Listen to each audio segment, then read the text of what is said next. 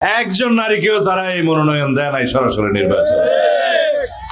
কিন্তু বাড়ি বাড়ি গিয়ে ঠিকই মহিলাদেরকে বিভ্রান্ত করার চেষ্টা করে।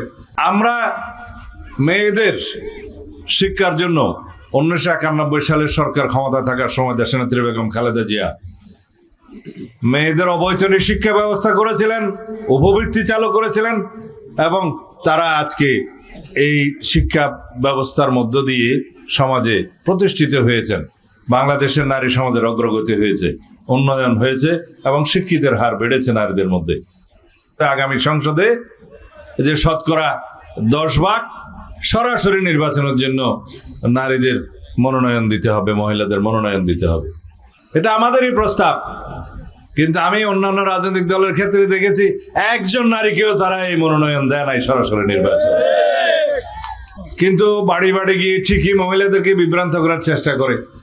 আমরা বলেছি পরিবারের যিনি কর্ত্রী, প্রধান মহিলা, তার হাতে একটা ফ্যামিলি কার্ড দেব।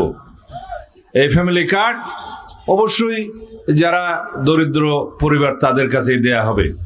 তার মাধ্যমে তার পরিবারের সচ্ছলতা আসবে, স্বনির্ভরতা আসবে, তিনি মর্যাদা প্রাপ্ত হবেন, নারীর নিরাপত্তা নিশ্চিত হবে, ক্ষমতায়ন হবে। এটা আমাদের সরাসরি কর্মসূচি। এর বাইরে আমরা কৃষকদের জন্য কৃষি কার্ড, ইমাম মুয়াজ্জিম খতিবদের জন্য সরকারি ভাতা সহ খেলাধুলার ক্ষেত্রে, শিক্ষার ক্ষেত্রে, কারিগরি শিক্ষা, কর্মক্ষম হাত গড়ে তোলার জন্য আমরা অনেক কর্মসূচি নিয়েছি। এর মধ্য দিয়ে আমাদের বক্তব্য হচ্ছে বিএনপির নীতি আছে, আদর্শ আছে, কর্মসূচি আছে, পরিকল্পনা আছে, প্রতিশ্রুতি আছে, এবং সেগুলো আমরা বাস্তবায়ন করব ইনশাআল্লাহ।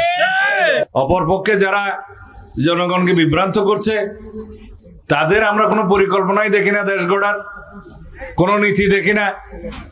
আদর্শ তো একটা আছে এবং সেই আদর্শ নিয়ে বিভ্রান্তি ছড়াচ্ছে।